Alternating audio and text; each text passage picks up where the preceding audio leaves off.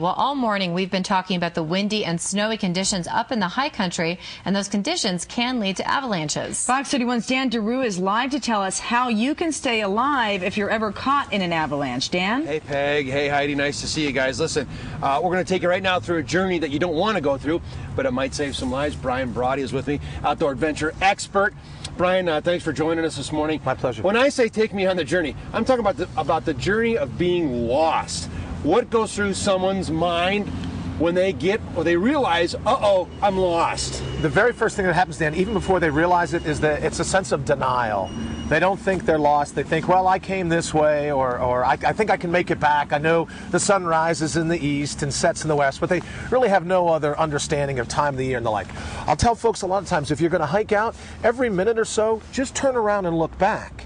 Because if you spend an hour hiking, let's say north in a particular direction, then it comes time to turn around and go back. If you've never looked back behind you, you have no reference point. There's no memory of what the terrain should look like. So you go out a little bit, stop, turn around, okay, I see what's going on. If not, you get lost, then panic sets in. You think, okay, I've got to be doing something. Something's better than nothing. And then you see people run in the wrong direction. You hear people mountain biking off of cliffs because they panic. They want to get back before the sun sets, before the storm hits, before the wind picks up.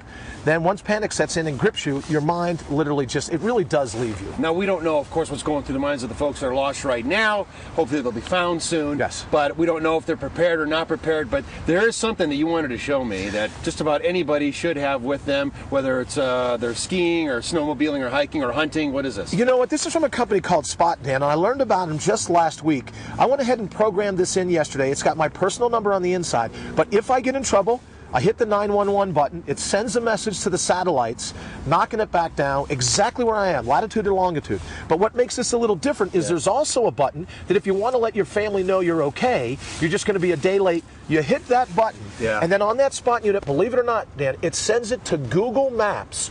Your family can log on, it sends it a link, and it'll give you on Google Maps, whether it's satellite or the topography map, your exact lat and long. So if you're in an emergency situation, or let's just say you need help, but you don't want to call out the National Guard to get it, you can hit that button as well. Your loved ones can log on, and it'll show them exactly where you are. So they can either call for help or bring you some other things. Amazing technology. It's like a GPS on steroids. It's like a GPS on steroids, and the old adage of big things coming in little packages. Look at this. Doesn't weigh not a third of a pound. All right. All that technology is packed inside. For information, go to myfoxcolorado.com. Brian Brawdy's got a good website. You don't sell these things. You're just talking about the equipment, and it's a great website for information on what to do. Again, it sounds like you want to avoid that journey and maybe do a little thinking before you go out of the house, because it could happen. Guys, talk about you.